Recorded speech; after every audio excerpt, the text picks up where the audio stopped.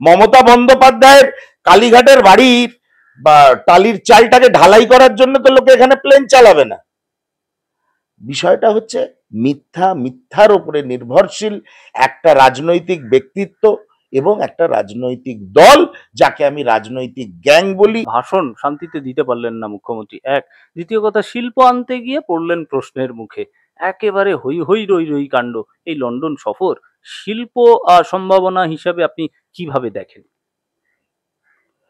দেখুন, উনি বিদেশের মাটিতে গেছেন 2026-এর ভোট প্রচার করতে, ঠিক আছে, একটা হাইপ তোলা যে দেখো আমি কত বড় হস্তি, যে আমাকে বিদেশের ইউনিভার্সিটি বা ইউনিভার্সিটির অধীনের একটা কলেজ ডেকেছে। শোনা যায়, সত্য মিথ্যে বলতে পারবো না, না অক্সফোর্ড ওনাকে ডেকেছে, না কেলক্স কলেজ ওনাকে ডেকেছে। কেলক্স কলেজের অ্যালুমিনি অ্যাসোসিয়েশন ওনাকে ডেকেছে, এটা বিশেষজ্ঞরা বলে। সত্য মিথ্যা আমি জানি না, কারণ উনি এমন কোন মমতা বন্দ্যোপাধ্যায় জ্ঞানের ভান্ডার নন যে উনি অক্সফোর্ডে গিয়ে বক্তৃতা দেবেন। সেই জন্য এই ওনার যেসব মুখপাত্ররা রয়েছে, মানে ওনার মিডিয়া ম্যানেজার যারা রয়েছে, তাদের এগুলো বলতে ভালো লাগে, কারণ মুখ্যমন্ত্রী যত বিদেশ সফর করবেন ওনাদেরও বিদেশ সফর করা হয়ে যাবে। এক কিছু ওনার পেটোয়া সাংবাদিক আছে যারা সবসময় ওনার সঙ্গে সফর করেন, তাদের একটা বিদেশ ফরেন ট্যুর হয়ে যাবে।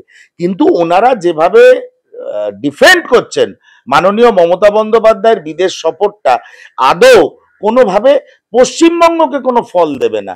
আমি তো দেখবো আগামী 2026-এর নির্বাচনের আগে, দেখুন, কোনো যদি মৌ স্বাক্ষরিত হয়, কোনো বিদেশি বিনিয়োগ হয়, একটা সাইন তো দেখা যাবে, একটা বিদেশের প্রতিনিধি দল তো আসবে, তারা মুখ্যমন্ত্রীর সঙ্গে দেখা করবে। এখনো তো বিধানসভা নির্বাচন দেরি আছে। আমি দেখবো এই লন্ডন সফরের পরে কটা বিদেশি প্রতিনিধি দল আসে। আরে ক্যালকাটা টু লন্ডন ফ্লাইট যেটার উনি আবেদন জানিয়েছিলেন, সেটাই তো নাকচ হয়ে গেছে, ওপেন সোশ্যাল মিডিয়ায় ঘুরছে, নাকচ হয়ে গেছে। কারণ it is not viable. Viable কখন হয়? যখন বিদেশি বিনিয়োগ হয় বা এখানে শিল্পের সম্ভাবনা থাকে, এখানকার মানুষের ক্রয় ক্ষমতা থাকে, তবে না সে লন্ডন বেড়াতে যাবে ডাইরেক্ট। তাহলে মমতা বন্দ্যোপাধ্যায়ের কালীঘাটের বাড়ির বা টালির চালটাকে ঢালাই করার জন্য তো লোকে এখানে প্লেন চালাবে না। বিষয়টা হচ্ছে মিথ্যার উপরে নির্ভরশীল একটা রাজনৈতিক ব্যক্তিত্ব এবং একটা রাজনৈতিক দল, যাকে আমি রাজনৈতিক গ্যাং বলি। দুর্ভাগ্যজনকভাবে বাংলার ভাগ্যাকাশে ছড়িয়ে রয়েছে। আমাদের আবেদন বাংলার মানুষের কাছে, আপনারা বুঝুন, এখনো সময় আছে, পরের প্রজন্মের কথা ভেবে আপনারা সিদ্ধান্ত নিন।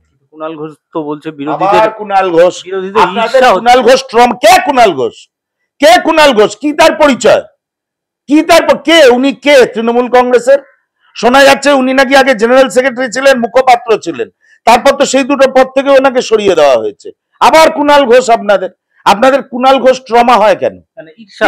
ঈর্ষা নয়।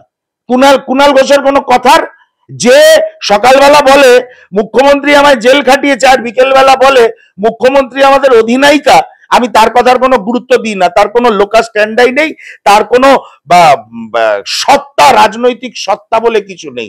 ধান্দাবাজি করে নিজেকে বাঁচিয়ে রেখেছে মার্কেটে। কিন্তু বিদেশের মাটিতে এই যে প্রশ্নগুলো, তার আভ্যন্তরীণ রাজনীতি নিয়ে করা কি সমীচীন হয়েছে বলে মনে করেন? মাননীয় প্রদেশ কংগ্রেস সভাপতি কালকে রাতে একটা স্টেটমেন্ট দিয়েছিলেন, বোধহয় স্টেটমেন্টের ভিডিওটা আপনাকেও আমি পাঠিয়েছিলাম। তা আপনারা তো ভারতীয় জনতা পার্টির নেতাদের স্টেটমেন্ট এলে যত তাড়াতাড়ি সেটাকে স্টোরি করেন, আমাদের নেতাদের স্টেটমেন্ট গেলে আপনাদের অসুবিধা হয়, কোটেন, লেজ কাটবেন না মাথা কাটবেন ভাবেন। তা যাই হোক, সেখানে মাননীয় শুভঙ্কর সরকার সেই স্টেটমেন্টে আবেদন জানিয়েছেন মোথাবাড়ি নিয়ে। তার আগে একটা স্টেটমেন্ট আপনাদের কাছে উনি পাঠিয়েছিলেন, ওনার স্টেটমেন্ট গেছিল সংবাদ মাধ্যমের কাছে, যেখানে পরিষ্কারভাবে শুভঙ্কর সরকার বলেছিল যে রাজনৈতিক নেতা হবে, যে রাজনৈতিক ব্যক্তিত্ব হবে, যে প্রশাসক হবে, তাকে প্রশ্ন ফেস করতে হবে, সেটা বাংলার মাটিতে হোক, ভারতবর্ষের অন্য রাজ্যের মাটিতে হোক বা বিদেশে হোক। কারণ এখন আমরা ডিজিটাল ওয়ার্ল্ডে বাস করি, একটা ডিজিটাল ওয়ার্ল্ড মানে the world is at your drawing room. সেই জন্যে এই মুহূর্তে তো আপনার লন্ডনে আত্মীয় মার্কেটে গিয়ে কি শাড়ি কিনছে এক মুহূর্তে ভিডিও কল করে আপনাকে দেখিয়ে দেবে যে লন্ডনে আমার আত্মীয় কি রঙের শাড়ি কিনছে, দেখাতে পারবে। তার মানে কি, ডিজিটালাইজেশন পৃথিবীটাকে আপনার বসার ঘরে নিয়ে এসছে।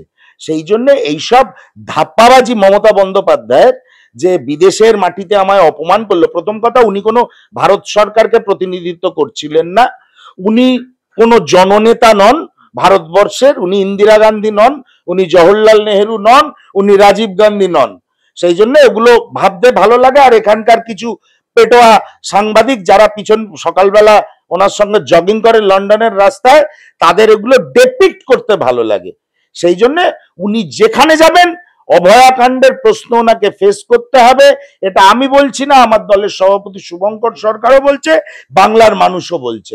অন্যায় করলে সে প্রশ্নের উত্তর আপনাকে ধাওয়া করবে, আর অভয়া মমতা বন্দ্যোপাধ্যায়কে ধাওয়া করবে আজীবন ওনার এই অন্যায়ের জন্য।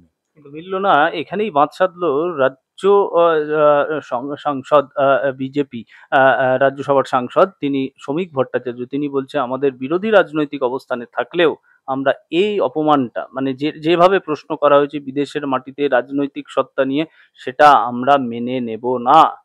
শ্রমিক ভট্টাচার্য মনে মনে খুব খুশি হয়েছে, কিন্তু সংঘাতটা অন্য জায়গায়। সংঘাতটা হচ্ছে ওখানে বিজেপির লোকেরাও ছিল ভিতরে, হ্যাঁ, পরে তারা এসে অনেক কথা বলেছে সোশ্যাল মিডিয়াতে, সেগুলো ভাইরাল হয়েছে। সমস্যাটা হয়েছে ওখানকার লাইমলাইটটা কেড়ে নিয়েছে লেফটের ছাত্ররা বা বামপন্থী যারা হলের ভিতরে ঢুকে গেছিল। সেই ক্রিমটা যেটা শ্রমিক ভট্টাচার্য বাংলার কিছু দালাল মিডিয়ার মাধ্যমে খেতে পারে বাংলার মাটিতে বসে, লন্ডনে সেটা খেতে পারেনি। সেখানে বামপন্থী প্রতিবাদীরা আলোটা কেড়ে নিয়েছে। তাই শ্রমিক ভট্টাচার্য এখন হঠাৎ বাংলা প্রেমী, বাংলার জনগণ প্রেমী, বাংলা ইন্ডাস্ট্রি ফ্রেন্ডলি হয়ে গেছে। এইসব আজে বাজে কথা শ্রমিক বাবুকে বলতে বারণ করুন। লাইমলাইটটা পেলেই শ্রমিক বাবু বলতো যা হয়েছে ঠিক হয়েছে। আমি এদের চরিত্র, বিজেপির চরিত্র খুব ভালো জানি। শেষ প্রশ্ন করব, এই আমরা হাঁটা চলা সমস্তটা দেখলাম, কিন্তু লাখ টাকার প্রশ্ন, ডোনা গঙ্গোপাধ্যায় গেলেও শিল্প কি আর? আমার সৌরভ গাঙ্গুলি আর ডোনা গাঙ্গুলি সম্বন্ধে একটাই বক্তব্য, ডোনা গাঙ্গুলি একজন টুরিস্ট হিসাবে যেতেই পারেন, উনি কোনো ইম্পর্টেন্ট ব্যক্তি নয়, ওনাকে নিয়ে আমার আলোচনা করতে হবে। তবে সৌরভ গাঙ্গুলির অ্যাটিটিউড বা সৌরভ গাঙ্গুলির উপস্থিতি দেখার পর আমি বিশদে কোনো ব্যাখ্যা করব না, শুধু একটা উত্তরই দেব, বোধহয় গ্রেগ চ্যাপেল ঠিকই করেছিল।